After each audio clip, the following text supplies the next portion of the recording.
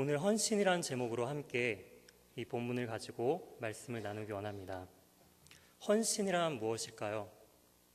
사전적인 의미로 헌신을 찾아보니까 바칠 헌, 몸신, 어떤 일이나 남을 위해 자신의 이해관계를 돌보지 아니하고 힘씀이라는 뜻을 가지고 있었습니다.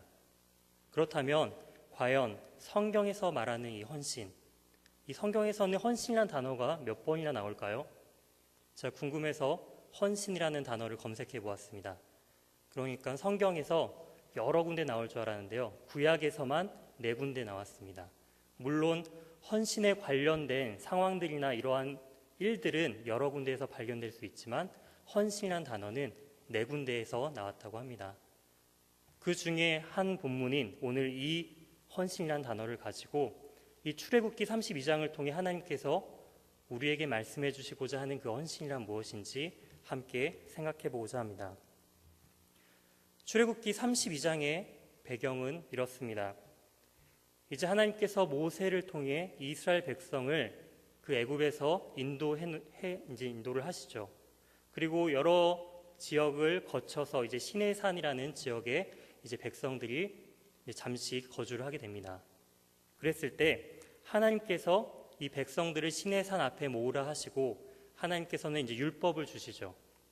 그런데 백성들이 하나님 앞에 서자, 하나님의 음성이 들려오자 백성들은 너무나 두렵고 떨림으로 모세여 우리가 죽게 되었나이다 라고 말을 합니다. 그러면서 우리가 하나님 앞에 나아가기는 너무나 두려우니 당신이 우리를 대신해서 하나님의 말씀을 잘 듣고 우리에게 전달해 주세요 라고 이제 건의를 하죠. 그래서 이 백성들의 요청에 의해서 모세는 24장에 다시금 한 번 더 시내산에 올라갑니다. 40일 동안 하나님의 이제 말씀을 듣는 모세의 모습을 볼 수 있는데요.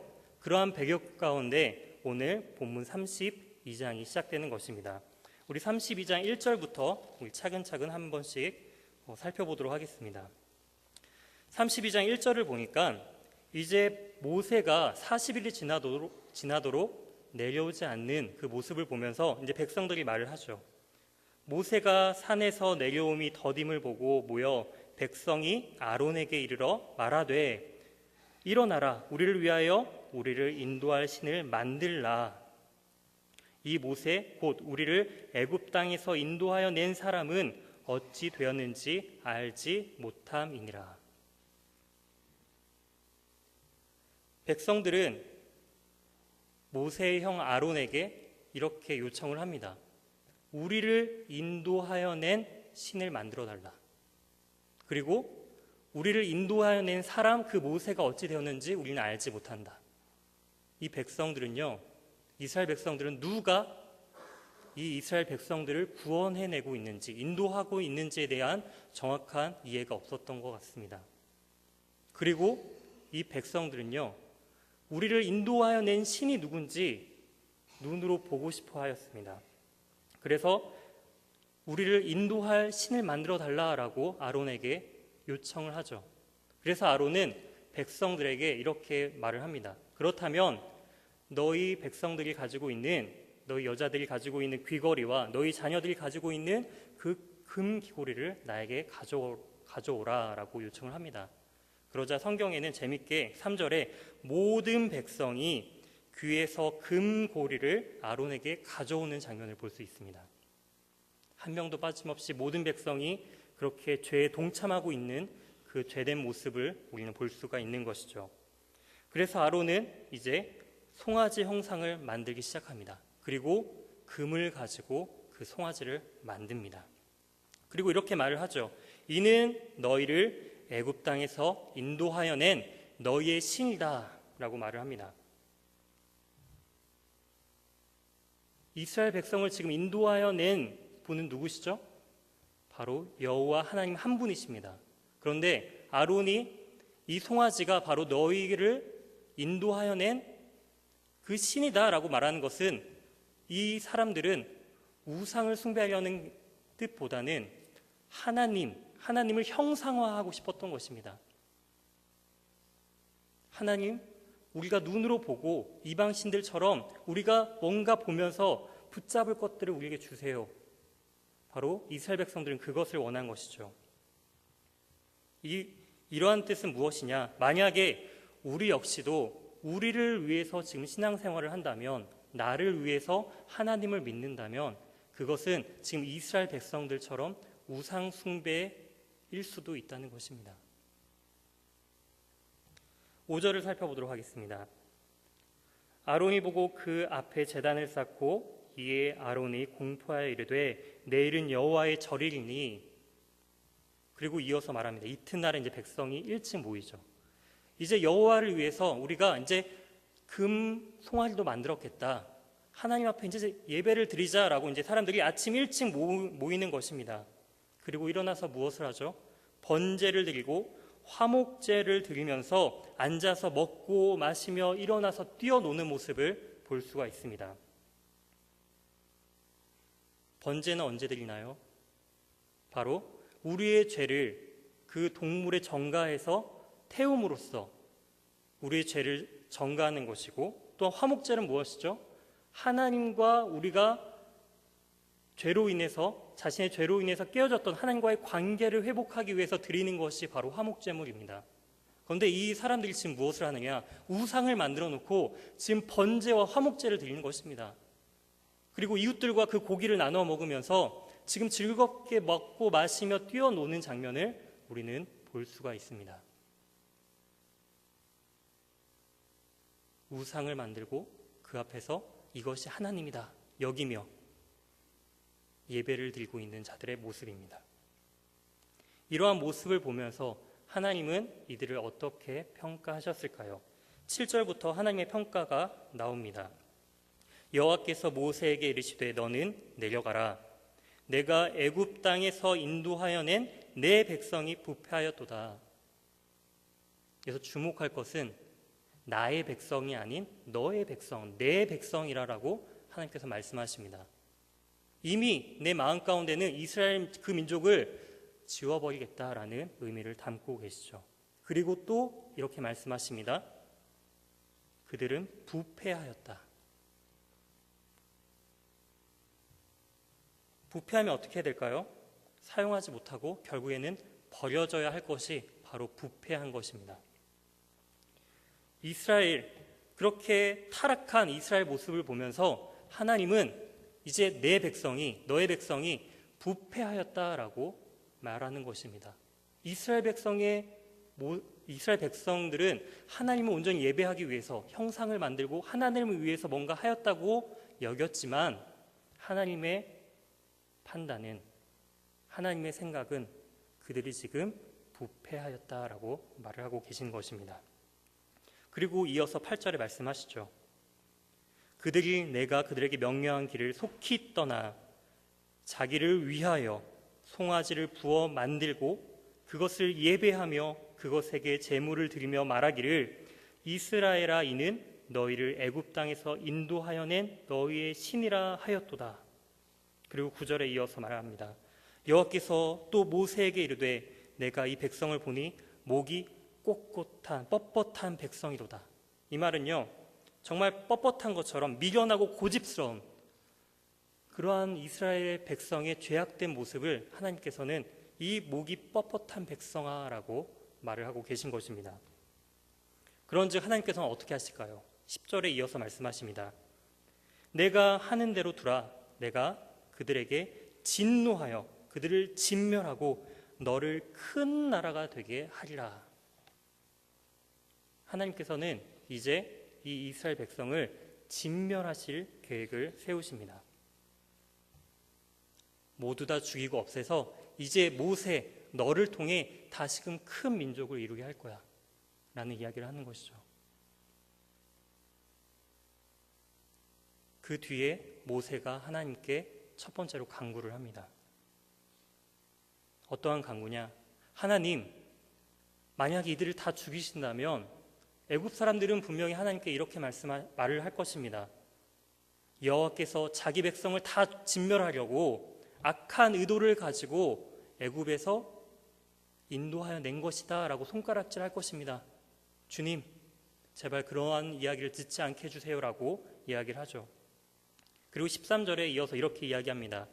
아브라함과 이삭과 야곱에게 약속하신 그 내 자손을 별과 같이 그 자손에 대한 번성함을 축복하신 것처럼, 그리고 약속의 땅으로 인도하여 영원한 기업이 되게 하시겠다라고 말씀하신 그 하나님의 말씀을 하나님께서 깨뜨리지 마시고 지켜주세요라고 지금 간곡히 지금 부탁을 하고 있는 모세의 모습을 볼 수 있습니다.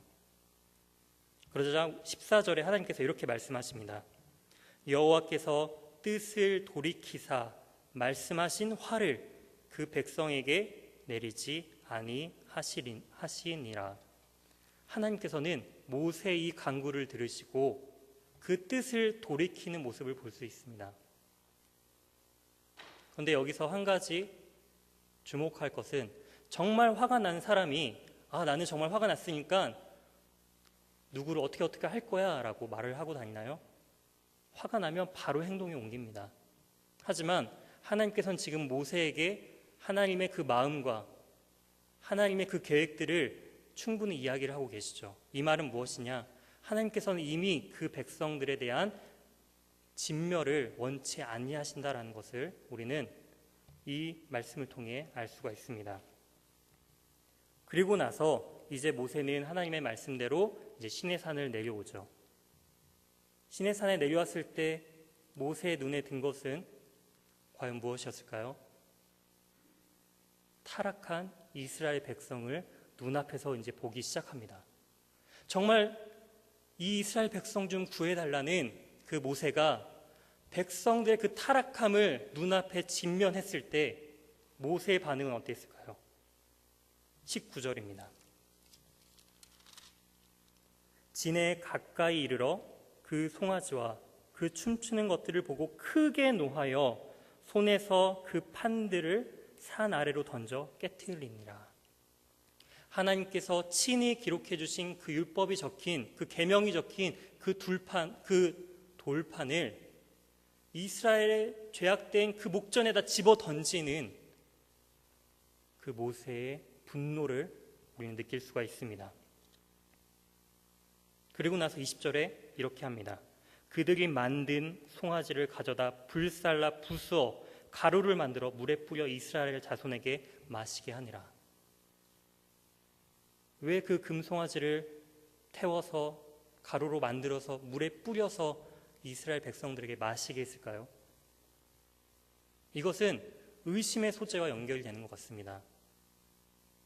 남편과 아내가 함께 부부 생활을 하고 있는데 지금 여인이 임신을 했어요. 그런데 남편이 이 임신한 아이가 내 아이인지 의심이 되었을 때 그 의심의 소재를 통해서 그 여인이 정결한지 부정한지에 대해서 판결하는 것처럼 지금 남편 된 하나님 앞에서 지금 범죄한 이스라엘 백성에게 그러한 의심의 소재를 보여주는 모세의 모습을 우리는 볼 수가 있습니다.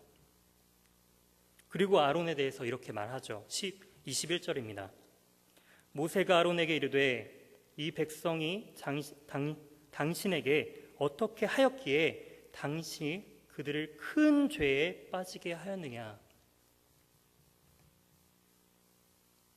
어떻게 했길래, 도대체 어떻게 했길래 백성들이 이토록 방자하게 행하느냐. 그렇게 물어봤을 때 아론은 이렇게 대답을 합니다. 그들의 요청에 의해 금을 가지고 불에 던졌더니 이 송아지가 나왔습니다. 이 백성들이 얼마나 악한지 모세 당신도 잘 알고 있지 않습니까?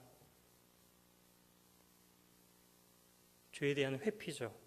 아론은 죄에 대한 책임이 전적으로 이스라엘 백성들에게 있다라고 이야기를 하고 있습니다.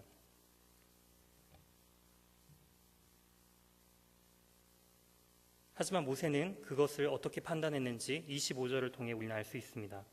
모세가 본즉 백성이 방자하니 이는 아론이 그들을 방자하게 하여 원수에게 조롱거리가 되게 하였음이니라. 이스라엘 백성이 방자한 것은 바로 아론 너 때문이야. 모세는 지금 이렇게 이야기를 하고 있는 것입니다. 종교 지도자가 죄에 대해 방관한다면 그것은 죄입니다. 그러면 가정의 지도자인 우리 부모님이 자녀가 죄를 지었을 때 방관한다면 우리 부모님들 역시 똑같이 죄를 짓고 있는 것입니다. 그때 모세는 이렇게 말을 하죠. 26절입니다.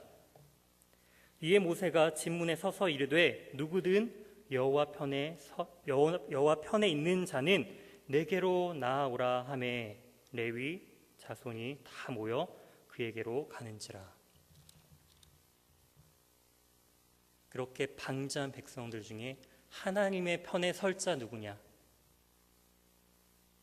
모든 사람들이 지금 우상을 만들고 그 앞에서 제사 드리며 그것이 여호와다라고 이야기하면서 방자에 행할 때 하나님, 정말 진정한 여호와의 편에 설 자가 누구냐라고 지금 모세는 이야기를 합니다.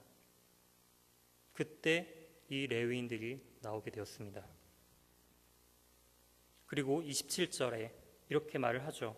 모세가 그들에게 이르되 이스라엘의 하나님 여호와께서 이렇게 말씀하시기를 너희는 각각 허리에 칼을 차고 이 문에서 저 문까지 왕래하며 각 사람이 그 형제를, 각 사람이 자기의 친구를, 각 사람이 자기의 이웃을 죽이라 하셨느니라. 그렇게 나온 레위인들에게 지금 모세는 하나님의 말씀이다라고 하면서 이 성 여기서부터 저 끝까지 왕래하며 지금 내 친구를, 내 이웃을, 내 가족을 지금 죽이라라는 이해할 수 없는 명령을 하게 됩니다.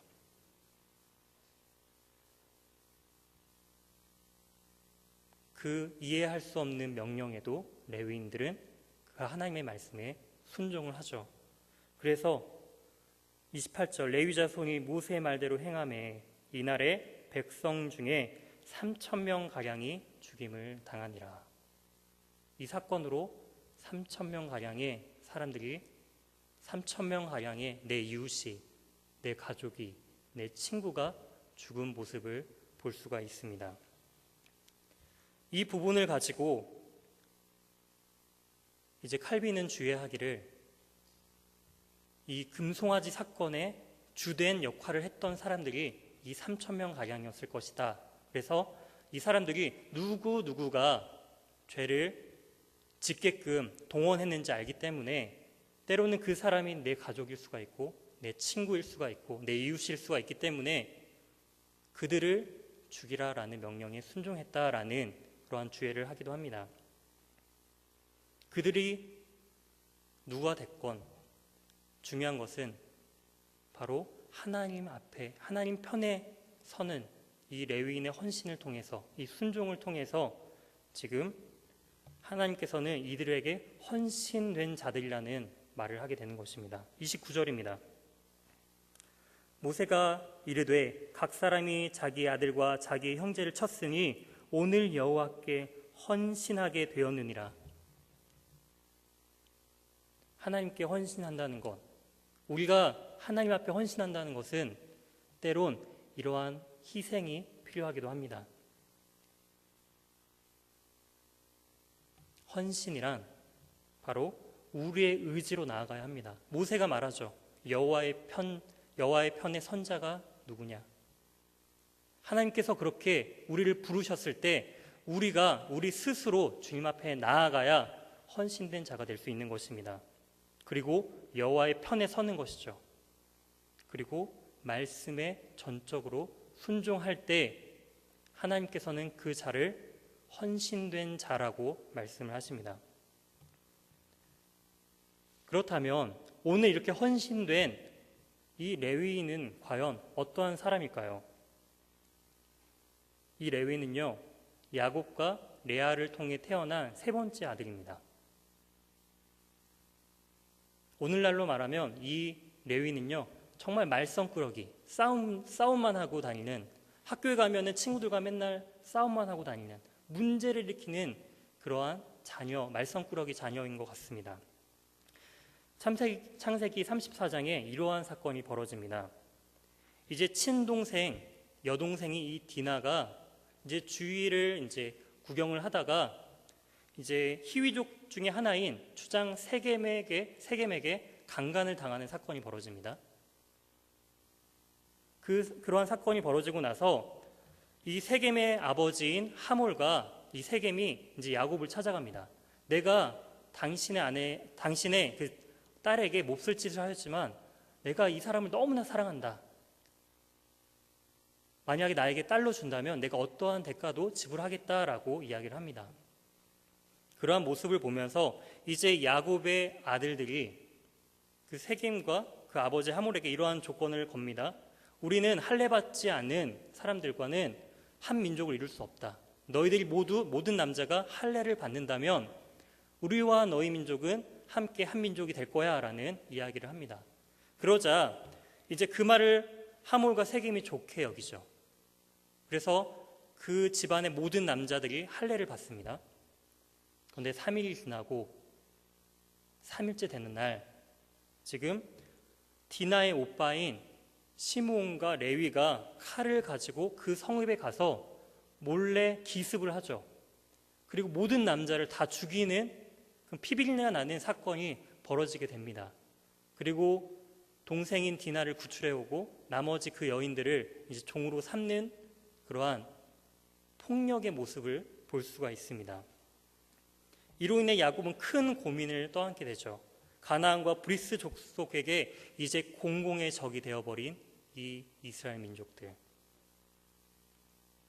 오랜 시간이 지나고 나서 야곱이 이제 죽음에 임박했을 때 자신의 아들들에게 유언을 합니다. 그 중에 레위에게 한 유언의 말을 함께 우리가 들어보기 원합니다.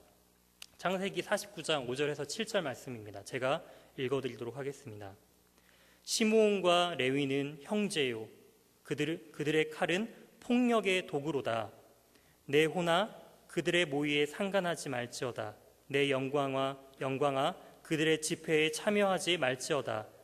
그들이 그들의 분노대로 사람을 죽이고 그들의 혈기대로 소의 발목 힘줄을 끊었음이로다. 그 노여움이 혹독하니 저주를 받을 것이요 분기가 맹렬하니 저주를 받을 것이라. 내가 그들을 야곱 중에서 나누며 이스라엘 중에서 흩으리로다. 폭력의 도구라고 야곱에게 평가받은 아들이 바로 이 레위입니다. 그런데 지금 이 레위가 하나님 앞에 헌신되었죠. 하나님 편에 섰습니다. 그리고 나서 모세가 죽을 때 이제 또 다시금 12지파를 축복하는 장면이 나오는데요. 그때 모세가 이 레위를 어떻게 축복하는지 함께 같이 살펴보았으면 좋겠습니다. 신명기 38장입니다. 신명기 33장 8절에서 11절 말씀입니다. 찾으신 동안 제가 읽어드리도록 하겠습니다. 레위에 대하여 일렀으되 주의 둔빈과 우림이 주의 경건한 자에게 있도다. 주께서 그를 마사에서 시험하시고 무리바 물가에서 그와 다투셨도다. 그는 그의 부모에게 대하여 이르기를 내가 그들을 보지 못하였다 하며 그의 형제들을 인정하지 아니하며 그의 자녀를 알지 아니한 것은 주의 말씀을 준행하고 주의 언약을 지킴으로 말미암음이로다. 주의 법도를 야곱에게 주의 율법을 이스라엘에게 가르치며 주 앞에 분향하고 온전한 번제를 주의 제단 위에 드리리로다. 여호와여 그의 재산을 풍족하게 하시고 그의 손의 일을 받으소서. 그를 대적하여 일어나는 자와 미워하는 자의 허리를 꺾으사 다시 일어나지 못하게 하옵소서. 아멘. 폭력의 도구라고 불렸던 이 레위가 모세가 축복할 때는 어떠한 사람이 되었죠? 경건한 자라고 이야기를 합니다. 그리고 주의 말씀을 준행하고 주의 언약을 지키는 자가 바로 레위다라고 말을 합니다.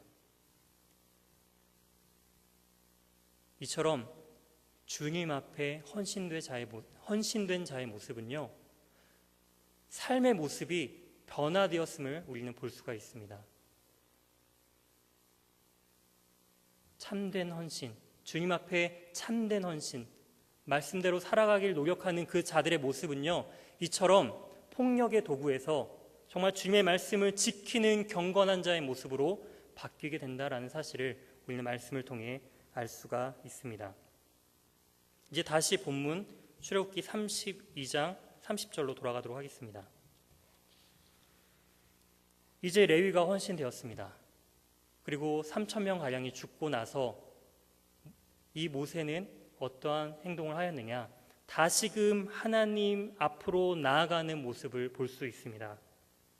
30절, 이튿날 모세가 백성에게 이르되 너희가 큰 죄를 범하였도다. 내가 이제 여호와께로 올라가노니 혹 너희를 위하여 속죄가 될까 하노라 하고, 다시금 하나님 앞에 올라가는 모세를 볼 수 있죠. 그리고 하나님 앞에 서서 이렇게 말을 합니다. 모세가 여호와께 다시 나아가 여짜오되 슬프도소이다. 이 백성이 자기들을 위하여 금신상을 만들어 싸우니 큰 죄를 범하였나이다. 그러면서 하나님 앞에 이제 간구를 합니다. 하나님, 주께서 기록하신 책에서 내 이름을 지워주세요.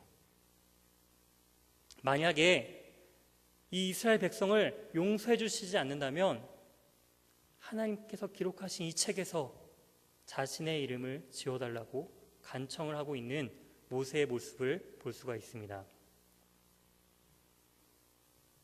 당시에 풍습 중에 명부에 의해서 그 사람이 이제 시민으로서 이제 인증되는 그러한 책들이 있었다고 합니다. 오늘날로 말하자면 이제 시민권이죠.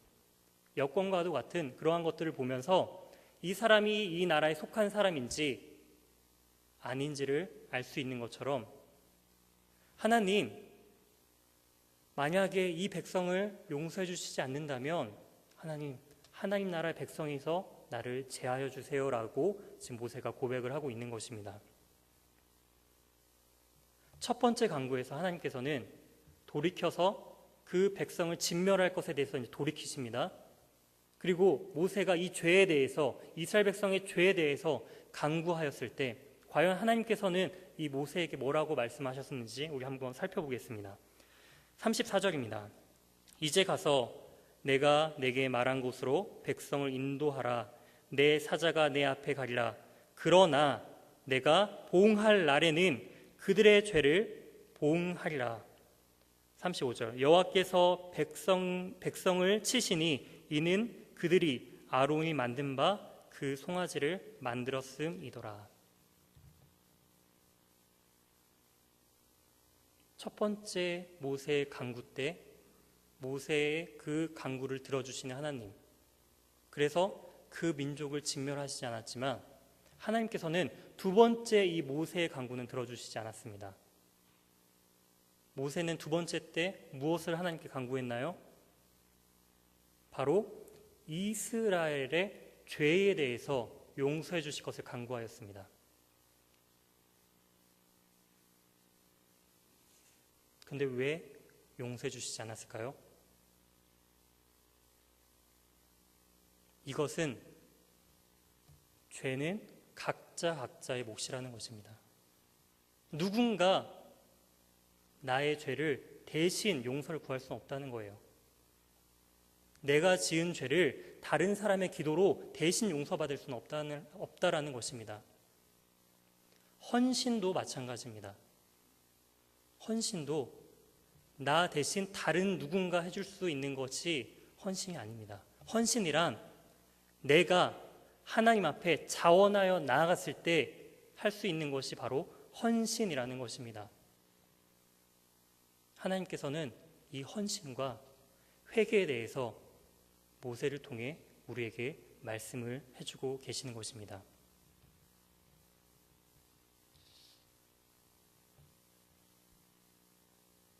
때로는 우리가 하나님 앞에 헌신하고 나서 이제 사람들의 모습을 보면서 판단을 하기 시작합니다.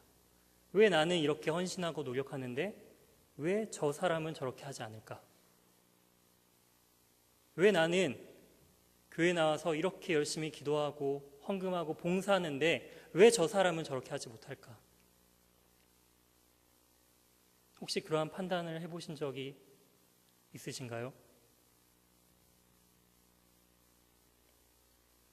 진정으로 헌신된 자는 정죄하는 것이 아니라 하나님 앞에 기도하고 간구합니다.